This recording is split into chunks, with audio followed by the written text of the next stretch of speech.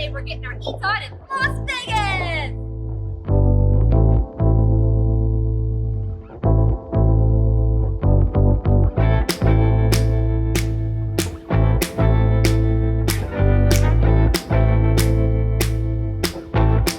A few weeks ago, my husband and I decided to take a spontaneous trip out west.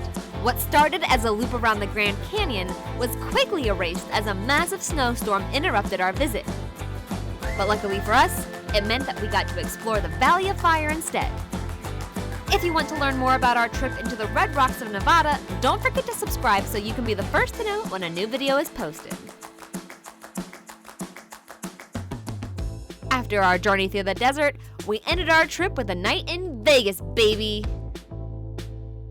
Our very first dining experience in Las Vegas was at Hill's Kitchen, which is a restaurant set up to look exactly like the kitchen from the show. They have filmed a few episodes there, but don't expect dinner with a show from Gordon Ramsay himself.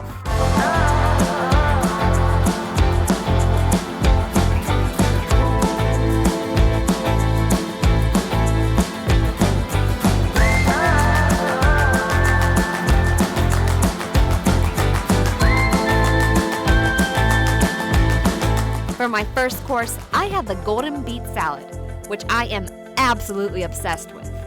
Soft golden beets with a quinoa granola and a warm yogurt sauce. It was absolutely incredible. We also had a plate of fresh raw oysters, as one does when in Vegas.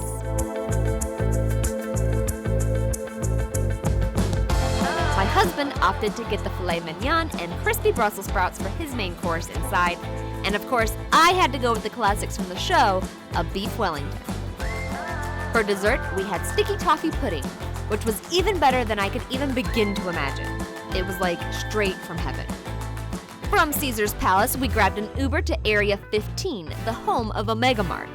However, it wasn't clear on the website that you have to get tickets in advance for this specific area. If this video gets 100 likes, I will go back to Vegas just to make a video about Omega Mart because I think it would be absolutely worth the trip back. The rest of Area 15 is just as cool to explore. We grabbed a few drinks while we meandered through the exhibits and had to pause to wonder if someone slipped us some acid because things got wild in Wink World. After Area 15, we found ourselves on Fremont Street with drinks as tall as they were expensive. I'm not sure what I expected Fremont Street to be like, but it definitely gives you a taste of what Vegas is all about.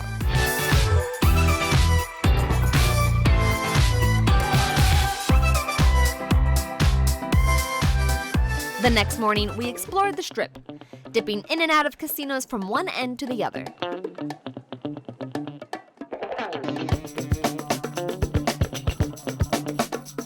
At one point, we found ourselves inside the Bellagio gardens, which were absolutely stunning, and reminded me strongly of our trip to Amsterdam.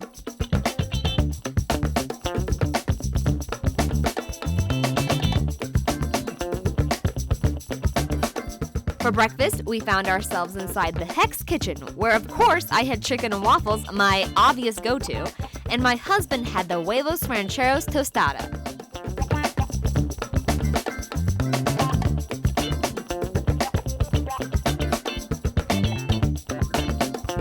Afterwards, to work up our appetites, we wandered over to New York City for a slice, and a quick trip to Eataly. We mostly came here for the smells. This really is a foodie sanctuary in the middle of a bustling city.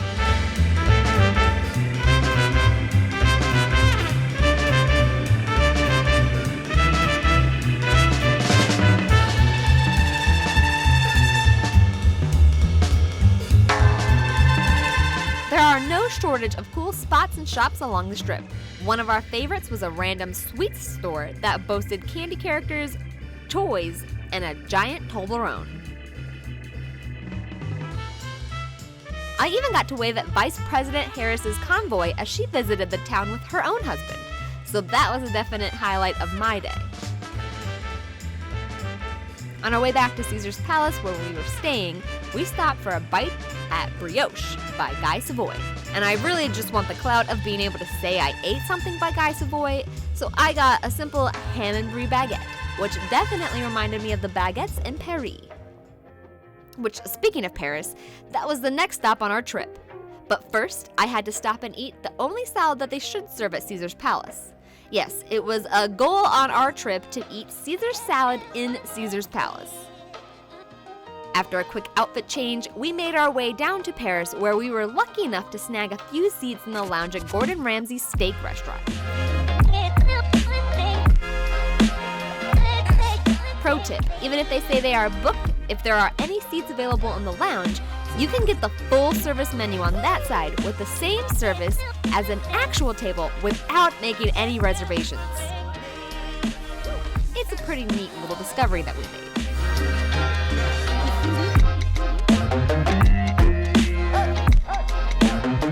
We ordered the 5-course menu, and I apologize in advance for the red lighting. It was great ambiance, but it did make it hard to really capture how elegantly everything was plated.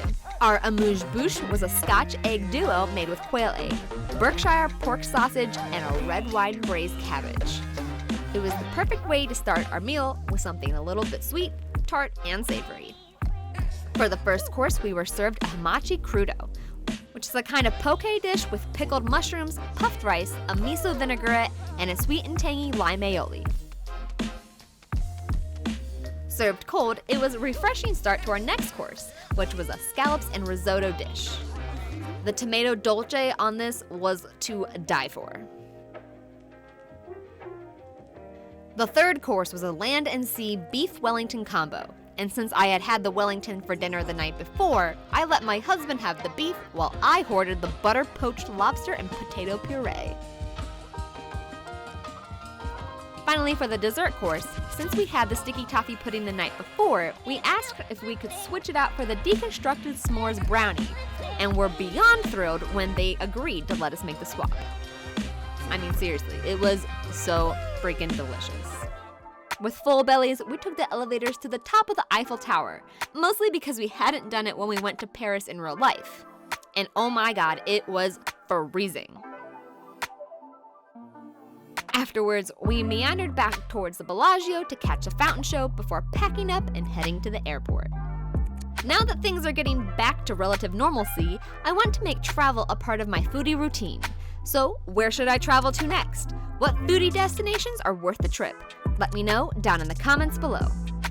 If you liked this video, don't forget to flip that sub button and ring the dinner bell so you can be notified of my latest recipes and foodie adventures that I post whenever I feel like it, apparently.